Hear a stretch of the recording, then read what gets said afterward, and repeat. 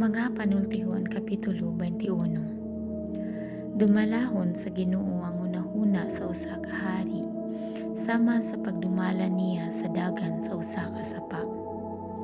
Bisan pag nagunahuna ka nga ang tanan mong gibuhat husto, apan timani nga hukman sa Ginoo ang imong mga motibo. Palabihon sa Ginoo nga buhaton mo ang matarong ug ang kaangayan, kaysa maghalad ka kaniyag mga mananap. Ang mga taong dautan sa ilang pagkamahitason ug garbo gigamhan ug kini kasal-anan. Ang plano sa makugihon mudangat sa pagkamadugayon, apan ang madali-dalion nagdali lamang ngadto sa kawadon. Ang bahandi nga imong maangkon pinaagi sa limbong, dalirang mahanaw ug maghatod kanimo ngadto sa kamatayon. Malaglag ang mga dautan pinaagi sa ilang kaugalingong kabangis, kay nagdumili man sila pagbuhat sa matarong. Ang mga taong sad-an musubay sa dalan nga baliko, apan ang mga walay sala nagbuhat sa matarong. Maayo pag magpuyo sa kisami kaysa mutipon pagpuyo sa balay sa sawa nga tagaw-tawan. Ang mga daotang tao kanunay nangandoy sa dautan ug wala sila'y kaluoy bisan sa ilang silingan. Sa dihang silutan ang taong bugal-bugalon, makakuhag pagtulunan bisan gani ang mga hungog. Ang taong maalamon makat-on gikan sa itudlo kaniya. Ang Dios nga maoy matarong nasayod sa mga panghitabo, sulod sa balay sa mga taong dautan, ug siya maoy mulaglag kanila. Kun dili mo tagdon ang pangalipuyo sa mga kabus, dili usab pamation ang imong pagpakitabang. Ang gasa nga gihatag diha sa sekreto makapuypuy sa dakong kasuko. Kung tumanon ang hustisya, magmalipayon ang mga maayong tao, apan maminghoy ang mga dautan.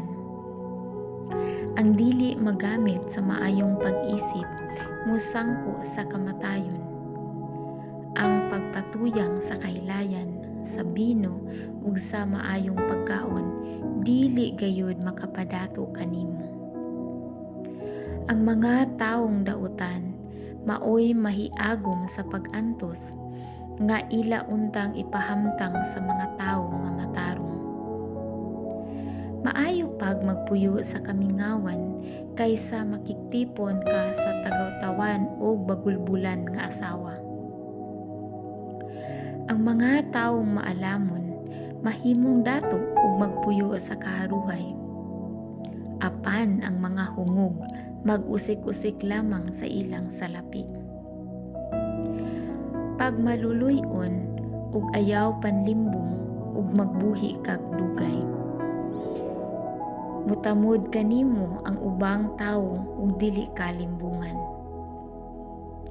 Ang abtik nga general makailog og usa ka syudad nga gipanalipdan sa kusgan nga mga tawo, ugon-ubon niya ang mga paril nga ilang gisaligan. Kung dili ka buot mahiapil sa kasamo, pagmatngon sa imong isulti, ang taong garboso, mabugal-bugalon ug mapahitason ug nagtuo nga maayo na gayud kaayo siya. Ang usa ka taong tapulan nga nagdumili pagtrabaho, sama ra sa naghikog. Siya naghunahunag hinakog sa tibuok adlaw, apan ang taong matarong makahatag ug muhatag sa madagayaon gayud. Kasilagan sa Ginoo ang mga taong dautan nga maghimog halad kaniya, labi nang himuon nila kini tungod sa daotang mga tinguha.